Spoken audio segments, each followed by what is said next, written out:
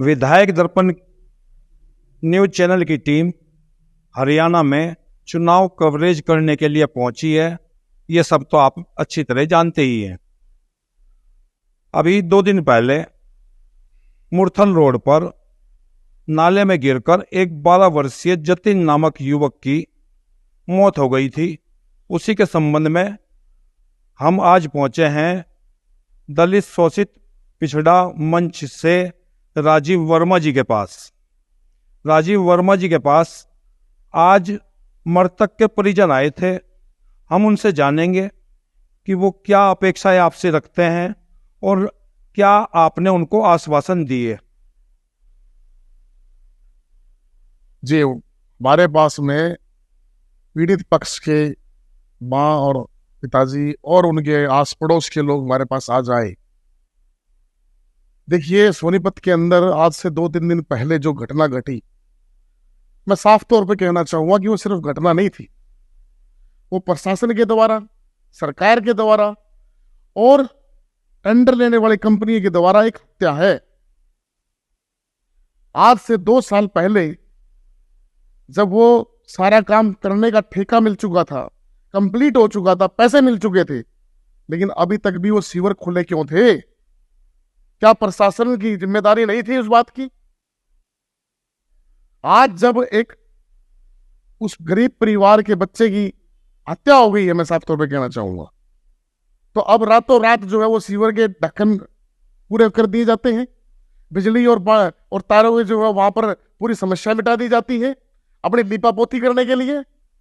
असल में यही है बीजेपी सरकार का असली चेहरा, कि ये लोग इंसान के जीवन की कोई कदर नहीं समझते, और खास करके गरीब के पर तो मैं साफ तौर पर कहना चाहूंगा। लगातार प्रशासन ने सिर्फ आए और मूकदर्शी बन के अपना काम किया, फोटो खिंचवाए और चलते बने। अभी तक पीड़ित परिवार को किसी प्रकार से कोई मदद नहीं मिली है। अभी तक अपराधी बेखौफ होकर घूम रहे हैं। अभी तक ना तो जो टेंडर जिसके कंपनी का था वो मालिक गिरफ्तार हुआ, ना वो कर्मचारी गिरफ्तार हुआ, और प्रशासन के द्वारा और सरकार के द्वारा पीड़ित परिवार को किसी प्रकार का कोई मुआवजा की घोषणा की गई। हमारे पास आए थे। हम भारतीय कम्युनिस्ट पार्टी और दलित पीड़ा शोषित आवाज मंच, जो कि हमेशा गरीब, पिछड़े, दलित और शोषित के साथ खड़ा होता है, ये दरवाजा उन्हीं लोगों के लिए हमेशा खुला है।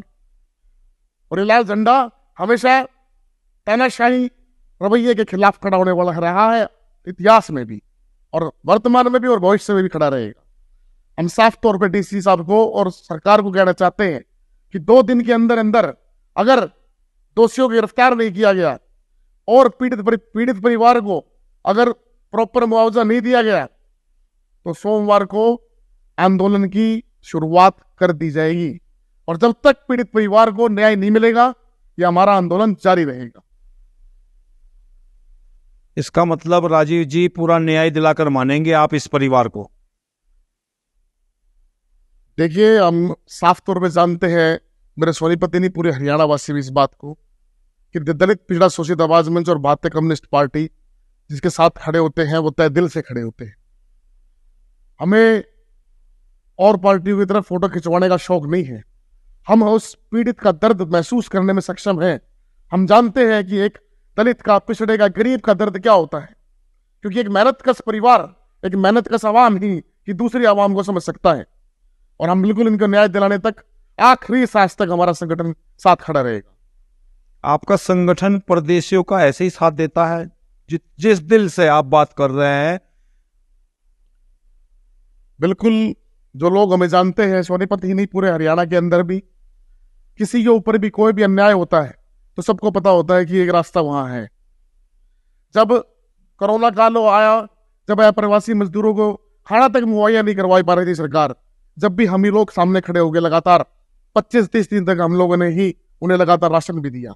अगर किसी भी पीड़ित के ऊपर कोई भी अत्याचार होता है, किसी भी दलित पे, पिछड़े पे, शोषित पे कोई भी अत्याचार होता है, तो सभी जानते हैं कि भारतीय कम्युनिस्ट पार्टी और ये लाल झंडा और यही संगठन जो हमेशा खड़ा होता है। पीड़ित परिवार को आपसे बहुत आशाएं हैं। हमें भी पूरी उम्मीद है कि आप इनको न्याय दिलाकर मानेंगे।